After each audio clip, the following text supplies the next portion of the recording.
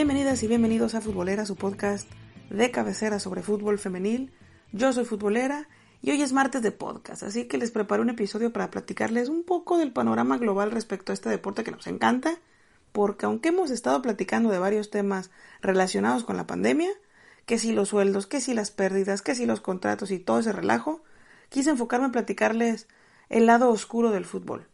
Ya les he contado un poco de cómo algunos equipos están sumándose a las acciones positivas para ayudar durante esta crisis de salud y eso me llena mucho el corazón, pero así como hay personas poniéndose la capa de superhéroe, también hay equipos que lejos de buscar soluciones equitativas se están despachando con la cuchara grande y están aprovechando esta crisis para desafanarse de sus equipos femeniles y esto es algo gravísimo porque afecta un montón el desarrollo del fútbol femenil. Pero para entender cómo es que estas decisiones que aparentemente obedecen a temas financieros pueden impactar de forma negativa, vamos a hablar de la postura de la FIFPro, que es la única organización que representa a jugadoras y jugadores profesionales, pues trabajan con 65 sindicatos más o menos de futbolistas en todo el mundo y operan de forma independiente tanto de los clubes como de las federaciones. ¿Por qué? Pues porque así ellos garantizan que se pueden conducir de forma neutral y en beneficio real de las y los jugadores. Igualito que en México, ¿no? Pero eso es otro tema para episodios futuros.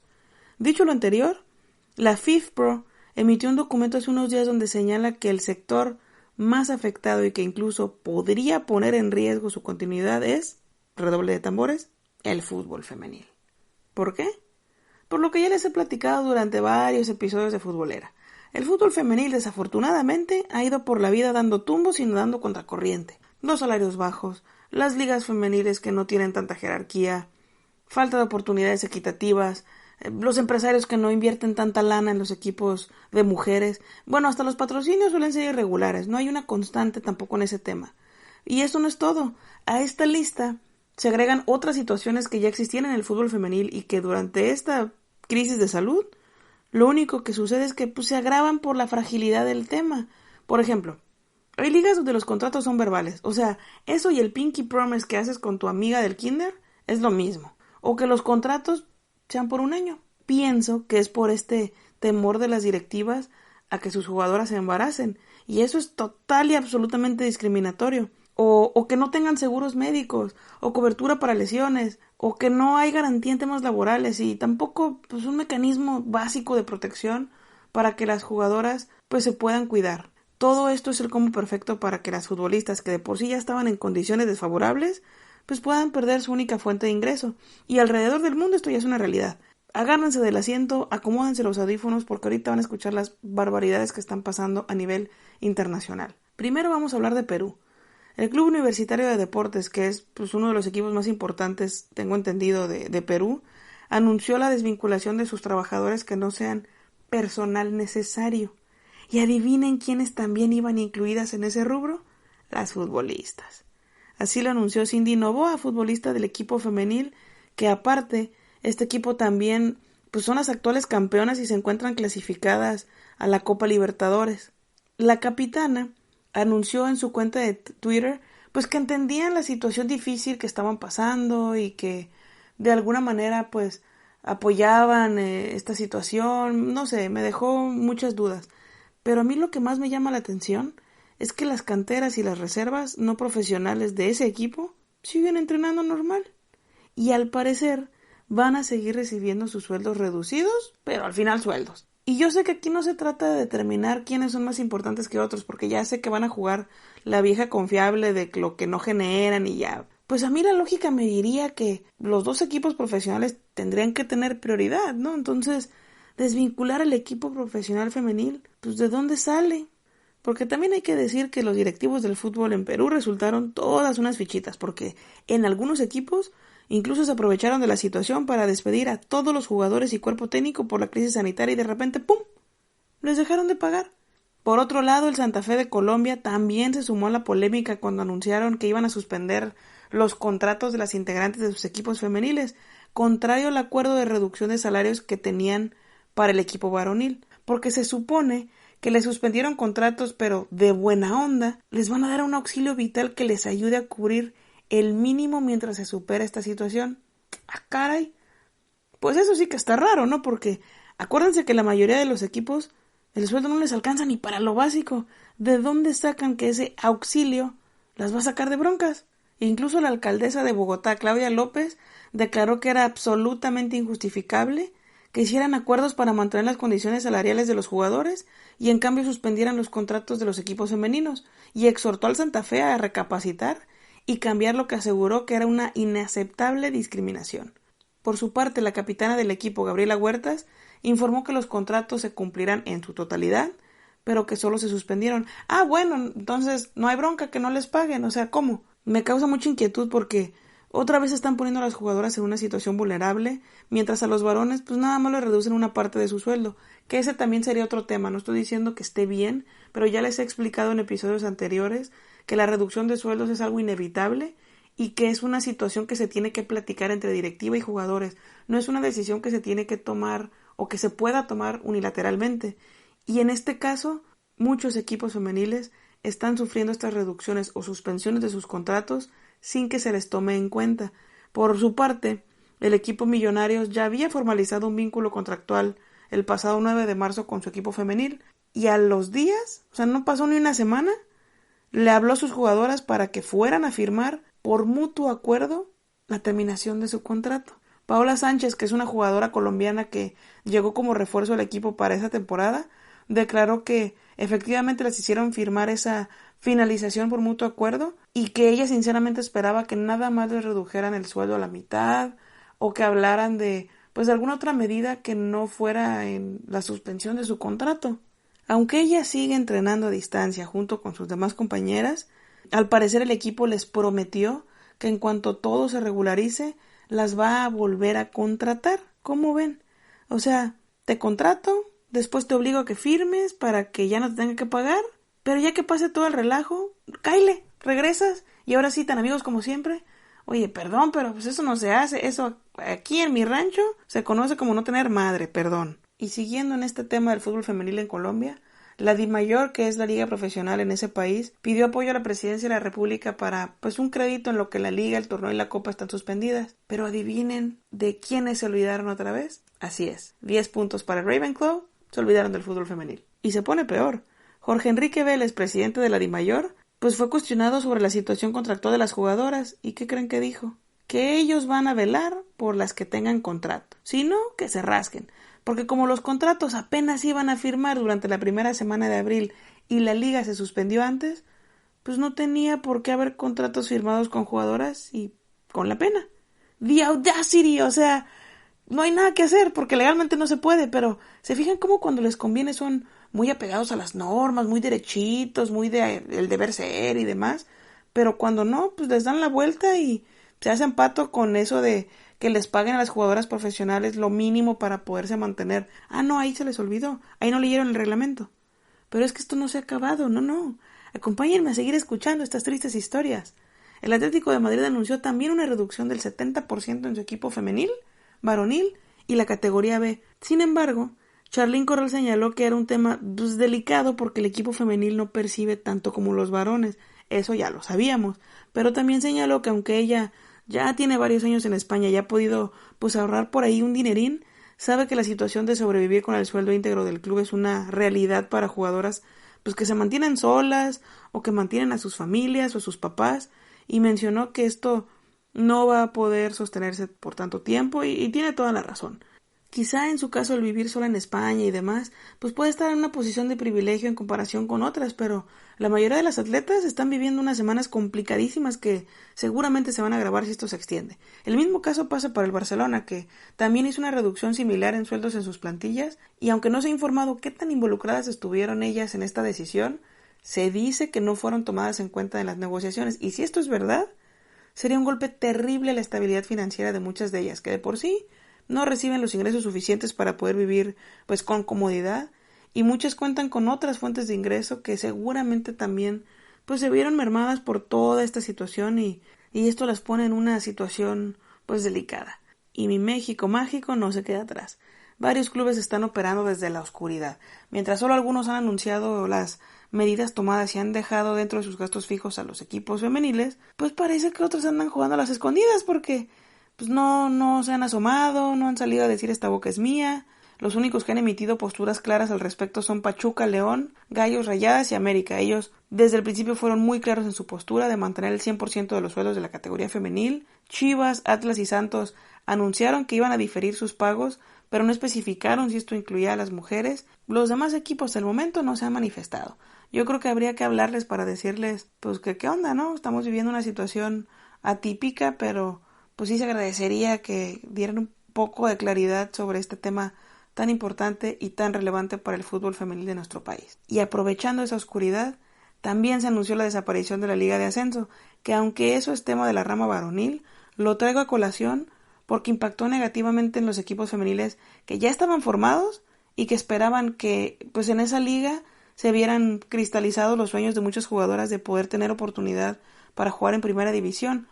¿Por qué? Porque existe esta regla, o al menos existía, ya no sé cómo va a quedar con esta famosa liga de desarrollo que va a surgir, pero el reglamento decía que si un equipo de la varonil descendía, su equipo femenil descendía con ellos, como si fuera una filial. O sea, ya ven cómo no se toman en serio el fútbol femenil. Sí entiendo que la infraestructura del equipo varonil ha ayudado a que el equipo femenil pues no tenga que empezar desde cero, que tengan canchas para entrenar, que tengan equipo, que tengan cuerpo técnico. O sea, sí entiendo. O sea, tampoco uno puede vivir en la ingenuidad de no, hay que separarse al 100%, pero creo que también pues esta decisión de quitar la liga de ascenso impacta en el fútbol femenil y pues las mujeres ni siquiera fueron tomadas en cuenta. Y pues bueno, todo esto, todo lo que está pasando ha venido a pues como una lupa, ¿no? A evidenciar o a hacer más grande los desatinos o los problemas que existen en el fútbol femenil, las desigualdades, las injusticias, etcétera. Y a pesar de los grandes esfuerzos que se están haciendo, parece como si el fútbol femenil se hubiera construido sobre cimientos de cartón, porque con tan poco tiempo de crisis se está tambaleando lo que ha tardado pues años en construirse alrededor del mundo. Y esto tampoco es culpa de las futbolistas. Esta situación muestra de una manera muy clara que la forma en que se ha llevado el fútbol femenil sin regularizar muchas cuestiones de profesionalización del deporte va a tener que cambiar. Parecería que muchos equipos pues nada más estaban esperando la oportunidad para darle la estocada final a sus equipos femeniles y eso es preocupante. Nos habla de cómo necesitamos impulsar muchas cosas para que el fútbol femenil siga creciendo, pero en este momento para que se mantenga. El fútbol no puede ser equitativo cuando les conviene y desigual cuando no. Si en esta crisis no se toman medidas con perspectiva de género, va a ser muy complicado que podamos salir adelante y que el fútbol femenil pueda sobrevivir y retomar este auge que empezaba a ir en ascenso desde, no sé, un par de años hacia acá.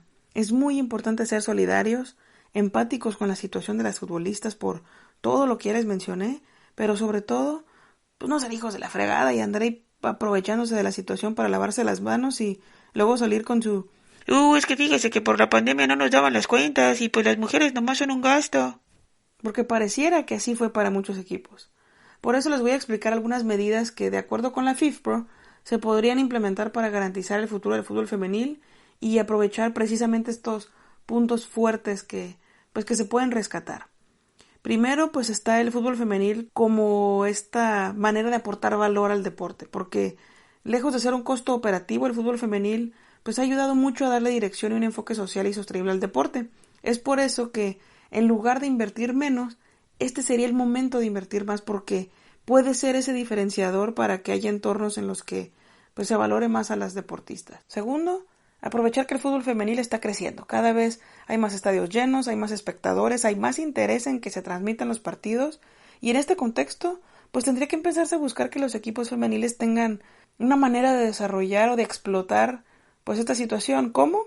Buscando que los equipos femeniles tengan un acceso prioritario a instalaciones, a horarios o a situaciones que permitan que más gente pueda acudir a los partidos, porque pues si pones un partido del Cruz Azul en horario godín, ahí no hay voluntad entonces de que crezca el público que va a ir al estadio, que va a llenar las canchas, o pues tendrían que ponerlos en horarios donde todos puedan ir, porque pues si no, como dice Kiko, pues así que chiste, ¿no? De otra forma, ¿cómo esperan que las televisoras y patrocinadores pues puedan llegar a más gente si están en horarios que la gente pues no ve ni de rebote? O sea, ahora sí que una porque se interesa y anda buscando si el equipo está haciendo una transmisión en Facebook, pero las personas que no están enganchadas con el fútbol femenil, pues ¿cómo se van a enganchar si no los ven en horarios donde pueda ser de interés? Tercero, los torneos internacionales.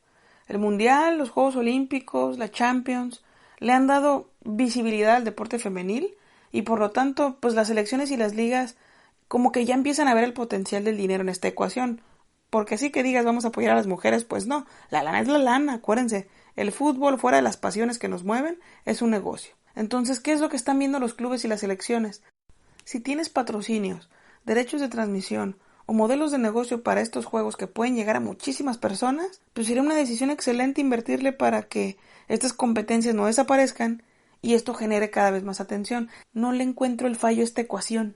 Y número 4, profesionalizar. Cada vez hay más equipos, hay más ligas, hay más torneos y las competencias de élite pues ya empezaban como a agarrar su formita, a tener su público, a tener esta ola de interés, pero pues todo esto, como les decía hace rato, ha venido a poner en riesgo lo que se había estado construyendo, que como no estaba tan bien afianzado todavía, podría tener como consecuencia que esto llegue a su final. Aquí lo que hace falta es unificar estrategias nacionales. Por ejemplo, que en la Liga MX femenil se establezcan ciertas acciones más allá de los mínimos salariales o que a fuerzas los obligues a tener un equipo femenil, pues yo creo que tendrían que empezar a ver el tema de salarios dignos, contratos como jugadoras profesionales y que no las pongan como jugadoras amateurs, horarios adecuados, que les decía ahorita, traslados y hospedajes con las mínimas condiciones para que no tengan que andar aventándose 18 horas de camino a un partido o que se queden atoradas las pobres en carretera y que lleguen sobre la hora a jugar, y poco a poco seguir sumando acciones que realmente te ayuden a profesionalizar la liga, porque una cosa es que tengamos una liga femenil de primera división y otra cosa es que esté profesionalizada al 100%, que yo creo que podría funcionar, pues es empezar a revisar qué cosas se pueden ir estandarizando para que todos los equipos vayan avanzando poco a poco, para que la competencia sea un poco más pareja y que con el tiempo no se pierda el interés porque empiecen a dominar los equipos del norte o los equipos con más dinero. De esto se desprende el objetivo más ambicioso que cambiaría el fútbol femenil para siempre, tener una normativa en materia laboral para el fútbol femenil profesional. Porque aunque la FIFA es muy clara al señalar lo que es una jugadora profesional, pues parece que las directivas en todo el mundo se resisten a leer bien lo que dice el reglamento porque pues tampoco hay mecanismos que ayuden a proteger a las jugadoras que de nuevo pues son el sector más vulnerable. Y no basta con que la FIFA obligue a los equipos a cumplir con esto. Tiene que haber una capacitación, tiene que haber un estudio de fondo en cada legislación local y una inversión para que la infraestructura necesaria se pueda implementar y tener cómo apoyar y cómo ayudar a las jugadoras.